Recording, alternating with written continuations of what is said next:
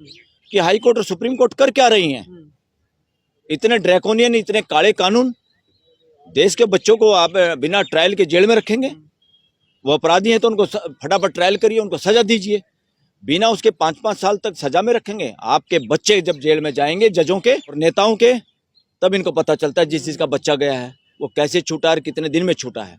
ये देश में देखना होगा, सर्वे करना होगा कौन समाज के लोग जेलों में पड़े हैं। सनसनीखेज रिजल्ट इसमें सामने आएगा। मुसलमान या माइनॉरिटी के लोगों को जानबूझ के लंबे समय तक जेल में रखना या उनको जमानत ना मिलना, ये देश के लिए खतरनाक है। आवाज उठाना आतंकवाद हो गया तो सारे देश के नागरिकों के लिए कानून बनाना पड़ेगा, मुंह सीलने पड़ेंगे सिलाई मशीन से।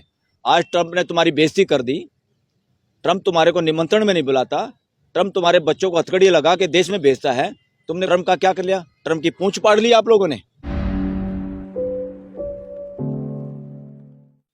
नमस्कार, आप देख रहे हैं फोरम पोस्ट। मैं हूं प्रभात। इस वक्त मैं सुप्रीम कोर्ट में हूं। सुप्रीम कोर्ट में हमारे साथ हैं वरिष्ठ एडवोकेट बलराज सिंह मलिक जी।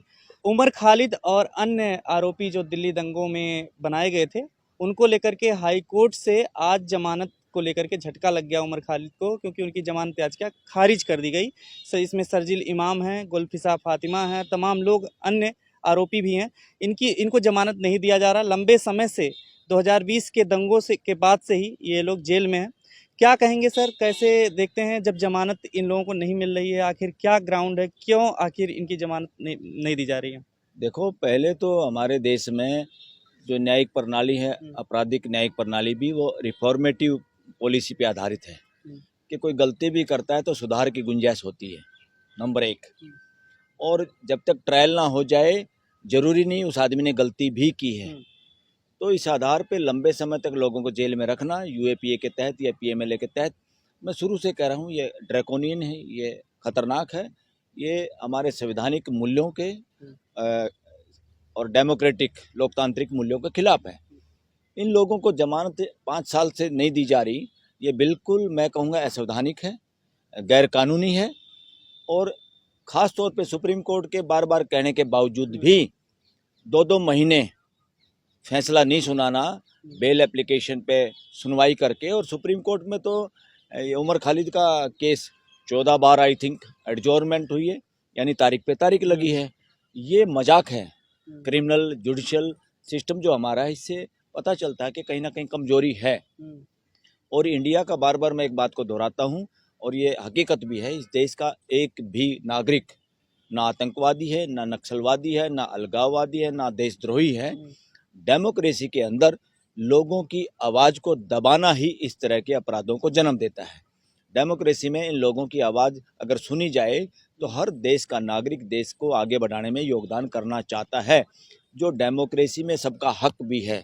मगर डेमोक्रेसी देश में तानाशाही या राजशाही की तरह चल रही है या चलाई जाती है। ज़्यादातर जनप्रतिनिधि भी अपने आप को जनसेवक समझने के बजाय खुद को राजा या खुद को मालिक समझ लेते हैं। ये गलत है, ये संविधान के भी खिलाफ है, लोकतांत्रिक मूल्यों के खिलाफ है। और देश में 5 साल तक, मैं अभी पढ़ रहा था उसको, न्यूज़ को, कि सॉलिसिटर जनरल ने, तुषार मेहता ने जो दलील दी कि ये देश को हिंदू मुसलमान में बांटना चाहते थे, ये बिल्कुल उनकी दलील एकदम गलत है।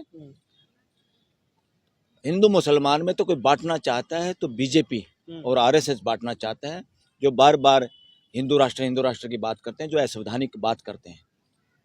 इन लोगों ने जो नागरिकता सीए वगैरह का जो कानून था, उसका विरोध करने का और उसके बारे में उंगली उठाने का देश के हर नागरिक का अधिकार है। उसमें दूसरे देशों के सताए हुए लोग या दूसरे देशों से आए हुए लोग, मुसलमानों को छोड़ के बाकियों को नागरिकता देने की बात कही थी। ये मैं भी कह रहा हूँ, ये गलत है। दूसरे देश में तो कोई ऐसा मुसलमान भी हो सकता है जो सताया जा रहा हो, तो खाली धर्म के आधार पे इंडिया एक सेकुलर कंट्री होने के नाते, एक नॉन रिलीजियस कंट्री होने के नाते, वो पूरी दुनिया का कोई भी सताया हुआ आदमी आता है तो इस धरती ने पहले ही जगह दी है। यहाँ पे दुनिया भर के आए हुए लोग बसते हैं। तो इसलिए इस तरह का कानून भी अपने आप में मैं उसको संवैधानिक नहीं मानता। हालांकि वो कानून अभी तक गैर कानूनी या संवैधानिक कोर्ट द्वारा नहीं ठहराया गया है। तो इसलिए जो जमानत ना देना इतने दिनों तक, और वो भी कॉन्स्टिट्यूशनल कोर्ट के द्वारा, डिस्ट्रिक्ट कोर्ट तो इसमें खारिज कर दें किसी वजह से, वो तो चलता है, मगर संवैधानिक कोर्ट जिनको लोगों के लोकतांत्रिक अधिकारों का और फंडामेंटल राइट और राइट टू एक्सप्रेशन को बचाना होता है, राइट टू लाइफ को बचाना होता है, राइट टू डिग्निटी को बचाना होता है, वो इस देश की कोर्टें बचाने में नाकामयाब हैं, रही हैं। इसमें कोई दो राय नहीं। देश में इसका सर्वे करो, वकीलों को का भी अगर सर्वे करेंगे तो ये जो आज फैसला हुआ है ये ज़्यादातर वकीलों के गले में नहीं उतरा, देश के नागरिकों के भी नहीं उतरा। और इसको हिंदू मुसलमान के चश्मे से नहीं देखना, इसको एक नागरिक के चश्मे से देखना कि इंडियन सिटीजन्स को इतने सालों तक बिना ट्रायल के जेल में रखना, और दलील भी जिस तरह की दी जा रही हैं वो अनकॉन्स्टिट्यूशनल दलीलें दी गई हैं, वो संवैधानिक दलीलें नहीं हैं, वो लोकतांत्रिक दलीलें नहीं हैं जो कोर्ट में सरकार की तरफ से, दिल्ली पुलिस की तरफ से पेश की गई। अब तो समय इस बात का है कि इतने कठोर कानून के लिए यूएपीए पीएमएलए को केस को चलाने के लिए भी गवर्नर या लेफ्टिनेंट गवर्नर जो दिल्ली में है, इन लोगों की के साइन होते हैं तभी ट्रायल चालू होती है। इस प्रकार ऐसे केसों में पुलिस और लॉ ऑफिसर जो उनके चार्जशीट पे साइन करते हैं, और गवर्नर, चाहे वो गवर्नर जनरल हो, दिल्ली लेफ्टिनेंट गवर्नर हो, इन लोगों के खिलाफ भी कार्रवाई करने का वक्त आ गया है। और कॉन्स्टिट्यूशनल कोर्टों को और जजों को, हाई कोर्ट और सुप्रीम कोर्ट के जजों को, इन कोर्टों को देखना होगा कि इनको बगैर इन पे एक्शन लिए, ये सरकार की मर्जी से दबाव में या अपनी नौकरियों के चक्कर में, जुगाड़बाजी में लोगों को जिसको चाहे यूएपी में फंसा देते हैं, जिसको चाहे पीएमएलए में फंसा देते हैं। कितने लोग बाद में बरी होते हैं। और ये दलील सॉलिसिटर की तरफ से तुषार मेहता के, ये बिल्कुल निहायत ही अनडेमोक्रेटिक, अनकॉन्स्टिट्यूशनल है कि देश को बांटने वाले या देश के खिलाफ कोई काम करने वाले लोगों को, चाहे वो बाद में छूट भी जाएं, चाहे जेल हो जाए, चाहे छूट जाएं, उनको तो बिना जमानत के जेल में ही रहना चाहिए। बहुत बेतुका, गैर जिम्मेदाराना आर्गूमेंट है ये। इस देश में डेमोक्रेसी में नहीं चल सकते। ये तानाशाही में, राजशाही में चल सकते हैं, जहाँ कोई मोनार्की है, जहाँ कोई तानाशाह है। इस देश में constitution is the supreme law, constitution is the supreme authority and the citizen of this country. देश के लोग कॉन्स्टिट्यूशन के भी गार्डियन है। कॉन्स्टिट्यूशन की असली सुरक्षा या कॉन्स्टिट्यूशन जहाँ से पैदा हुआ है वो देश की जनता है, देश की जनता मालिक है। तो देश के लोगों के लिए गलत फैसला है।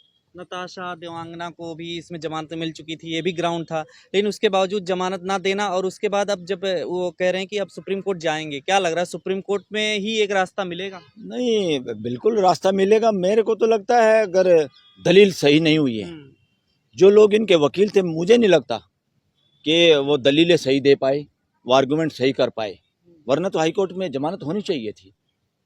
जो अखबारों में पढ़ते हैं, तुषार मेहता की दलीलों को ज़्यादा पढ़ा जा रहा है। उनके वकीलों ने जो जो बातें कही कि भाई व्हाट्सएप की चैट से, या हम खाली मेंबर थे उस ग्रुप के, उस ग्रुप में कोई आदमी अपराधी किस्म का भी हो सकता है, तो साथ में उस ग्रुप में कोई मेंबर है और वो पोस्ट भी नहीं कर रहा, उसको आप यूएपीए कैसे लगा सकते हैं?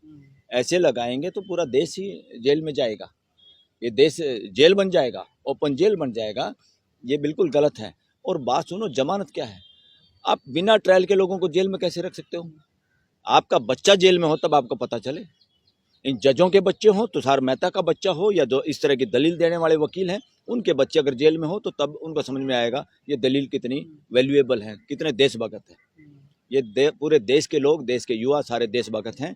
और जो लोग देश में रिजेंटमेंट की आवाज़ उठाते हैं, आलोचना करते हैं सरकार की और सत्ता की, मैं कहता हूँ वो ज़्यादा बड़े देशभक्त होते हैं, क्योंकि वो समय पे जिस तरह से घर की रखवाली या खेत में से खरपतवार को उखाड़ने का काम करते हैं, देश के वो सारे लोग जो गलत फैसलों पे, गलत कानूनों पे, गलत पॉलिसी पे बातचीत करते हैं और हिम्मत करते हैं। उस दौर में जब इस तरह की हिम्मत करने वाले सब लोगों को जेल में पहुंचाने का काम किया या उनको नुकसान पहुंचाने का काम किया, तो इसलिए सरकार अपराध में शामिल है। बहुत बार सरकारें अपराध में शामिल हैं, जो देश के नागरिकों के बोलने के अधिकार छीनना चाहती है, देश के लोगों को बोलने नहीं दिया जाता। वरना तो सरकार की ड्यूटी है, सरकार की मर्जी नहीं है, सरकार ड्यूटी बाउंड है। जो भी विरोध की आवाज़ उठती है उसकी आवाज़ को सुना जाए। इंटरनेशनल लॉ में भी इंडिया के सिग्नेचर हैं, राइट टू एक्सप्रेशन, या इस तरह की डेमोक्रेटिक या किसी गलत कानून का विरोध करने वाले जो लोग हैं उनकी सुरक्षा करना, उनकी सुनना, ये जरूरी है, ये ड्यूटी है इंडिया गवर्नमेंट की। मगर हो क्या रहा है, ऐसे लोगों को कानून के शिकंजे में फंसाना। और जमानत होती क्या है? जमानत सिर्फ यही तो होती है कि भाई इसको जमानत पे छोड़ो, हम लोग जिम्मेदार हैं, ये बाहर आके कोई गैरकानूनी काम नहीं करेगा, करेगा तो हम जिम्मेदार हैं।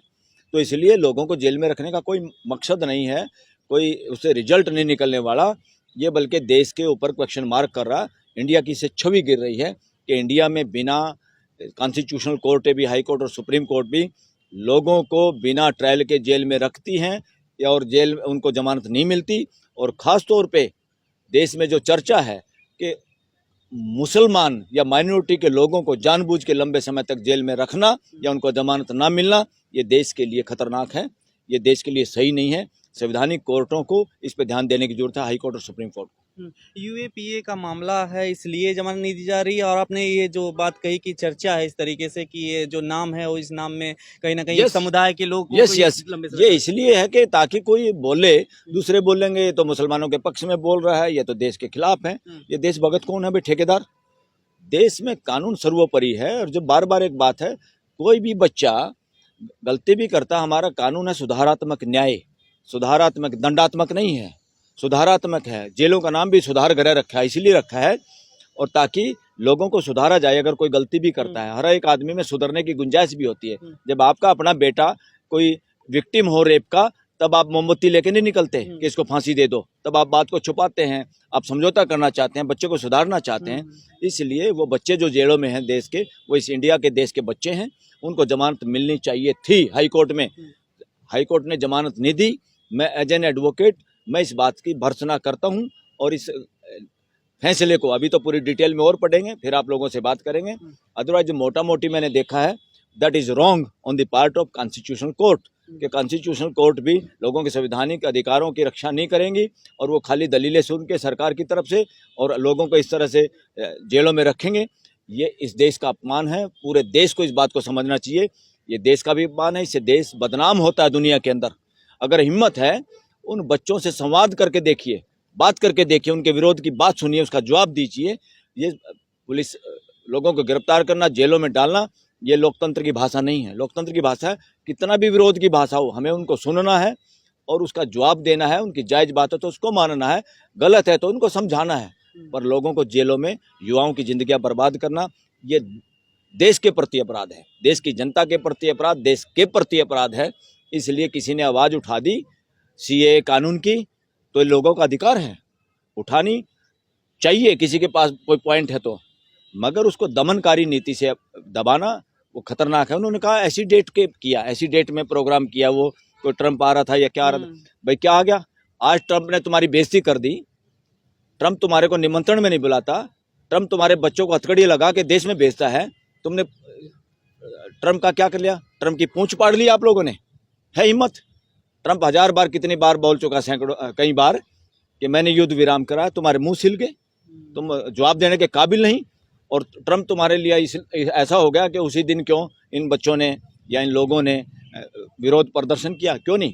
वहाँ तो ट्रम्प के व्हाइट हाउस के सामने लोग प्रदर्शन करते हैं, उनको प्रदर्शन करने दिया जाता है और बेकायदा जब वो बाहर निकलता है तब करते हैं लोग प्रदर्शन। ये तो लोग मालिक हैं देश के लोग, उनको प्रदर्शन करने का तो राइट है। जिस देश में प्रदर्शन करने से रोका जाए या प्रदर्शनकारियों को आतंकवादी बताया जाए, समझो वो देश रसातल की ओर है, वो गिरावट की ओर है। और ये देश सबका है, ये बहम निकाल दें, हिंदू मुसलमान सिख ईसाई या कोई भी, ये देश मानवता का देश है, ये नागरिकों का देश है। ये सब सेकेंडरी बातें हैं। रिलीजन, ये धर्म नहीं है, ये सारे रिलीजन है। रिलीजन को सब नहीं मानते, कोई मानता कोई नहीं मानता। धर्म कोई है तो अस्तित्व की व्यवस्था है, अस्तित्व को सब मानते हैं, सबको मानना पड़ता है। उससे आगे बढ़ने का, उसका विरोध करने की हम किसी की हिम्मत नहीं, प्रकृति का विरोध नहीं कर सकते। सर लेकिन इसमें सबसे लंबा टाइम लगा, ये पहला इस तरीके से केस दिख रहा है यूएपीए का, जिसमें जेलों में लंबे समय से बंद है। और ये मनसा आखिर सरकार की क्या है? जेल में रहेंगे, यही मनसा है सरकार की? तो मनसा है। मेरे को तो, हम वकीलों को तो ज्यादा चिंता अपने जुडिशियल सिस्टम की है कि हाई कोर्ट और सुप्रीम कोर्ट कर क्या रही हैं। इतने ड्रैकोनियन, इतने काले कानून, देश के बच्चों को आप बिना ट्रायल के जेल में रखेंगे। वो अपराधी हैं तो उनको फटाफट ट्रायल करिए, उनको सजा दीजिए। बिना उसके 5-5 साल तक सजा में रखेंगे। आपके बच्चे जब जेल में जाएंगे, जजों के और नेताओं के, तब इनको पता चलता है जिस चीज़ का बच्चा गया है वो कैसे छूटा है, कितने दिन में छूटा है। ये देश में देखना होगा, सर्वे करना होगा कौन समाज के लोग जेलों में पड़े हैं, लंबे समय तक जेलों में हैं। ये भी सर्वे करने की जरूरत है। सनसनीखेज रिजल्ट इसमें सामने आएगा कि देश के लोगों के साथ जाति और रिलीजन देख के अन्याय हो रहा है। और लोगों की आवाज़ ये है कि ये अन्याय न केवल सरकार करिए, ये अन्याय कोर्टों में भी नज़र आता है। इसलिए ये उसी तरह का केस है। सुप्रीम कोर्ट से जमानत मिलेगा तो क्या असर पड़ेगा? पिछली बार ही मिल जानी चाहिए थी, जब बेला त्रिवेदी के सामने ये केस लगा हुआ था, 14 बार एडजॉर्नमेंट किया। शर्म आनी चाहिए जुडिशियल सिस्टम को, इस देश के हाई कोर्ट और सुप्रीम कोर्ट को। आप अपने देश के नागरिकों के साथ ऐसा नहीं कर सकते। देश के नागरिक सुप्रीम हैं, इसलिए नागरिकों के फंडामेंटल राइट बचाने की ड्यूटी ही तो हाई कोर्ट और सुप्रीम कोर्ट की है। और किस लिए है? कोई जन्मजात अपराधी या आतंकवादी है क्या? इन बच्चों ने जो काम किया, क्या वो आतंकवाद है भी कि नहीं है? सिर्फ आवाज उठाना आतंकवाद हो गया तो सारे देश के नागरिकों के लिए कानून बनाना पड़ेगा, मुंह सीलने पड़ेंगे सिलाई मशीन से देश के लोगों के। ये जंगल में पॉसिबल है, ये इंसानों की धरती पे पॉसिबल नहीं है। खबरों में बने रहने के लिए फोरम 4 को सब्सक्राइब करें और नोटिफिकेशन पाने के लिए बेल आइकन दबाएं।